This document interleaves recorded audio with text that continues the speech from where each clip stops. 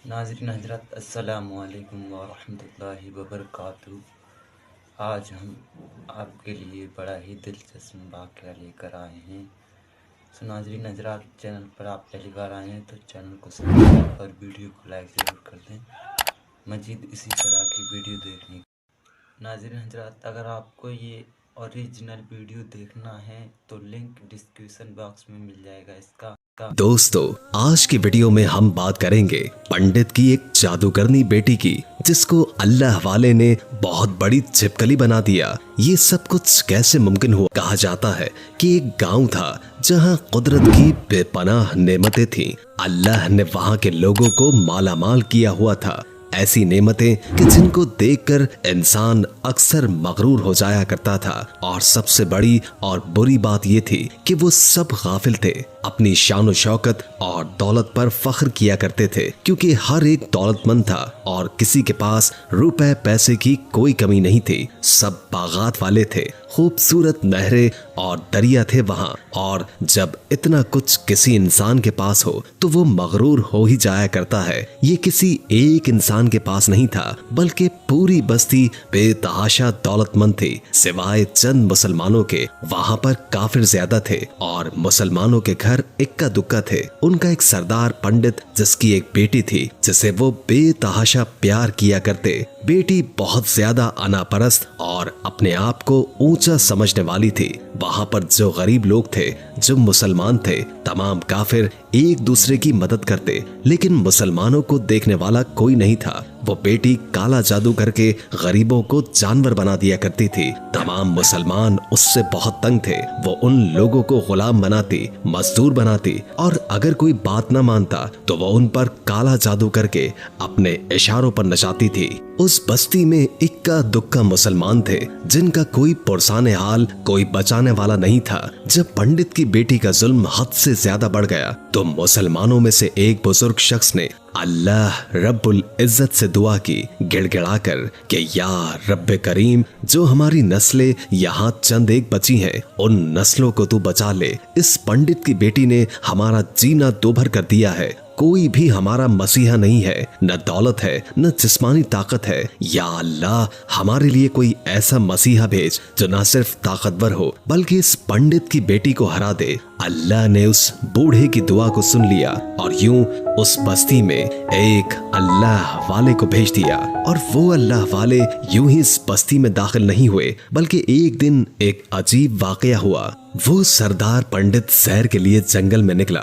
बड़ी शान और शौकत से चलता हुआ सफर कर रहा था। अचानक एक जहरीला सांप उसके सामने आया। वो चाहता तो अपने अमल से उसको खत्म कर सकता था, लेकिन वो सांप अल्लाह ताला की तरफ से भेजा गया था, खुसूसी हिदायत देकर। और उस पंडित के आगे वो बहुत ज्यादा ताकतवर था। उस जहरीले सांप ने करीब आकर उसको डस लिया और वो बेहोश होकर वहीं जमीन पर गिर पड़ा। उसके जो गुलाम और साथी थे, उन्होंने जब अपने सरदार की यह हालत देखी कि एक जहरीले सांप ने काट लिया है, तो फौरी तौर पर उसे घर पहुंचा दिया गया। उस लड़की ने जब अपने वालिद की यह हालत देखी तो मुल्क भर के बड़े बड़े तबीब बुलाए गए और वो अपने हुनर में बहुत माहिर थे। पर अजीब बात थी कि जहर को निकालने में नाकाम हो रहे थे और जहर तेजी के साथ उसके जिस्म में फैल रहा था। कोई भी उस जहर को जिस्म से निकालने में कामयाब न हुआ और खुद भी वो इतना बड़ा आलिम था, इसके बावजूद भी वो अपने आप का इलाज नहीं कर पा रहा था। उसे तो कोई होश था ही नहीं। इतनी बड़ी ताकत रखने के बावजूद, इतना पैसा होने के बावजूद और हर हुनर में इतने बड़े बड़े हकीम होने के बावजूद कोई भी उसके जहर को जिस्म से निकालने से कासिर था। उसी वक्त शहर में एक दरवेश की आमद हुई। दरवेश को तो अल्लाह ने इसी मकसद के लिए भेजा था। उस घर के पास पहुंचकर दरवाजे को खटखटाया। बड़े बड़े दरबारी खड़े थे। उन्होंने कहा, क्या बात है, किससे मिलना चाहते हो? उसने कहा कि यहाँ एक सरदार को सांप ने डस लिया है। वो कहने लगे, तुम्हें कैसे पता? तुम तो हमें अजनबी लगते हो और आज तक हमने तुम्हें यहाँ नहीं देखा। उसने कहा, मैं मुसाफिर हूँ और मुझे खबर मिली है कि यहाँ सरदार को एक जहरीले सांप ने काट लिया है और कोई भी उसका इलाज नहीं कर पा रहा है। दरबारियों ने पूछा कि तुम कौन हो? उन्होंने कहा कि मैं हकीम हूँ और उनका इलाज करने आया हूँ। वो दरबारी दरवेश की हालत देखकर हंसने लगे कि आपने फटे पुराने कपड़े पहने हुए हैं और हुलिये से भी वो गरीब लग रहे थे, यानी फकीर। वो कहने लगे, तुम इतने बड़े सरदार का इलाज करोगे? अरे यहाँ मुल्क भर के मायानाज तभी बुलाए गए हैं, पैसों की कोई कमी नहीं है हमारे सरदार को, और तुम जैसे गरीब से वो अपना इलाज करवाएंगे। दरवेश ने कहा कि अगर तुम चाहते हो कि तुम्हारे सरदार की जान बच जाए तो मुझे अंदर आने की इजाजत दो।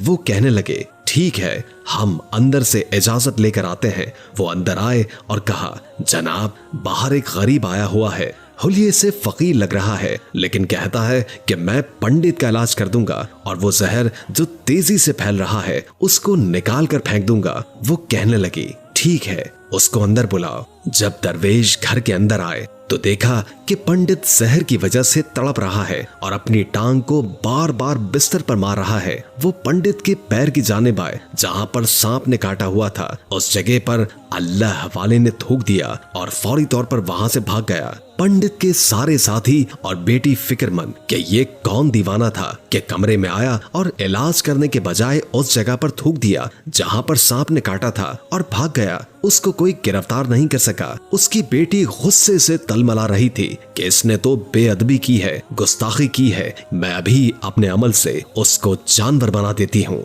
जैसे ही ये गुलाम थूक को साफ करने लगा, उसने देखा कि पंडित की टांग जो नीली हो रही थी अब ठीक हो रही है। उसने थूक को साफ करने के बजाय उसकी टांग पर मलना शुरू कर दिया और इस तरह करने से पंडित की टांग जो काटने वाली हालत में थी वो बिल्कुल ठीक हो गई और पंडित को होश आ गया। उसने जब लोगों की बात सुनी तो कहने लगा, वो तो हमारा मसीहा था, तुम उसको दीवाना कहते हो? वो किस तरह यहाँ से चला गया? उसको मेरे पास लेकर आओ। उसने तो हम पर बहुत बड़ा एहसान किया है और हम उसके एहसान का बदला जरूर चुकाएंगे। उसकी बेटी पंडित को खामोशी से देख रही थी। उसके सारे दरबान और सिपाही दरवेश को ढूंढने के लिए निकले। वो लोग चारों तरफ फैल गए, लेकिन कहीं भी उनको दरवेश न मिला। और जब जंगल में दाखिल हुए तो देखा कि एक दरख्त के नीचे एक आदमी है जो इबादत में मसरूफ है। वो गौर से उस दरवेश को देख रहे थे कि ये क्या कर रहा है। हम लोग तो अपने बुतों के आगे हाथ जोड़ते हैं, ये तो ना जाने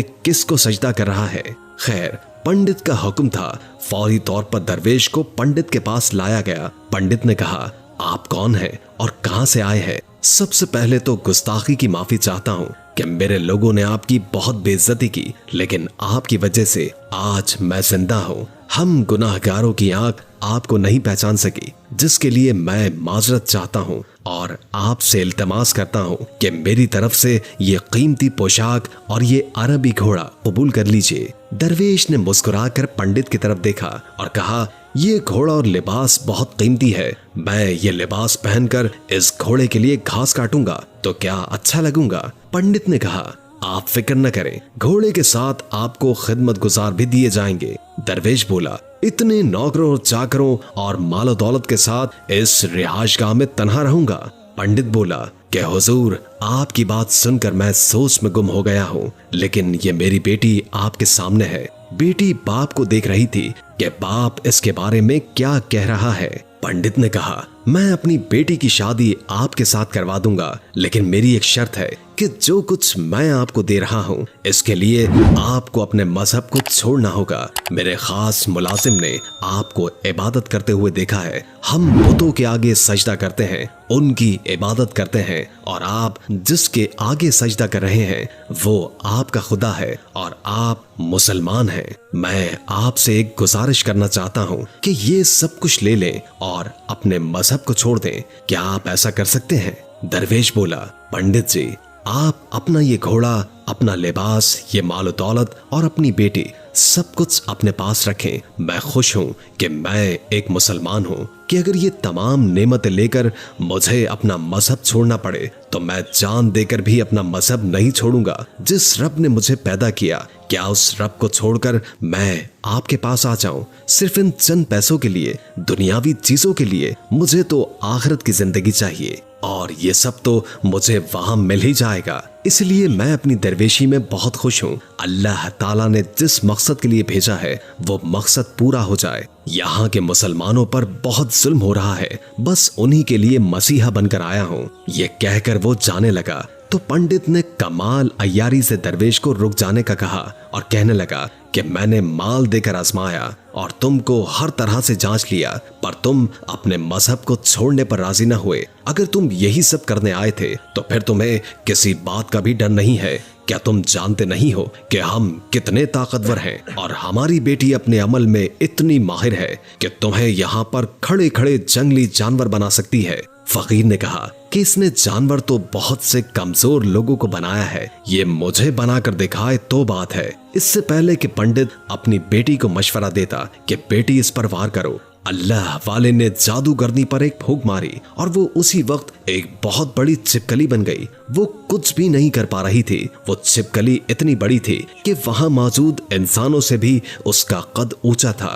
वो अल्लाह वाले के करीब आने लगी और अपना जहर वो उन पर फेंकना चाहती थी। वो जानते थे कि वो क्या करने वाली है। उसी वक्त उन्होंने उसके मुंह पर थूक दिया। थूकने की देर थी कि वो जलने लगी, जिससे उसका चेहरा पिघल रहा था। उसका चेहरा स्याह हो रहा था और करीब था कि उसका पूरा जिस्म जलकर राख हो जाता। पंडित दौड़ता हुआ आया और उनके कदमों में गिर गया और माफी मांगने लगा। हजरत, इस गुस्ताखी के लिए मुझे मुआफ कर दें। मैंने सच में आपको बहुत ही कमजोर समझा। अगर मेरी बेटी ठीक हो जाएगी तो मैं सच कहता हूँ कि यहाँ जितने भी लोग मौजूद हैं, ये पूरी बस्ती मुसलमान हो जाएगी। नहीं, हम तुम सबको अपने दीन में शामिल करने के लिए ये सब कुछ नहीं कर रहे, बल्कि तुम लोग हमारे मुसलमान भाइयों पर जो जुल्म करते हो, उस जुल्म को खत्म करने आए हैं। हमारे दीन में जबर नहीं है। अगर तुम्हारी बेटी इंसान बनकर रहेगी और किसी को कोई तकलीफ नहीं देगी तो उसको इसकी असल हालत में लाने के लिए मैं खुद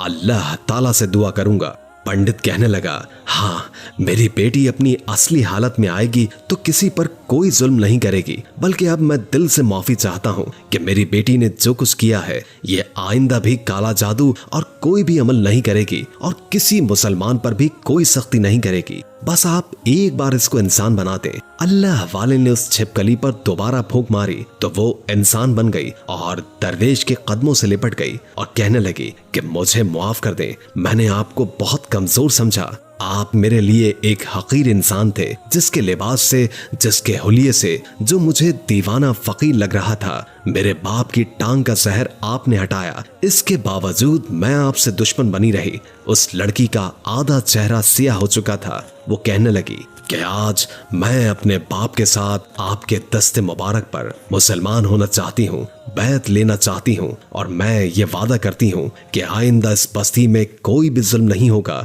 बल्कि सब एक दूसरे के साथ मिलजुल कर और भाईचारे के साथ रहेंगे और सब मुसलमान हो जाएंगे।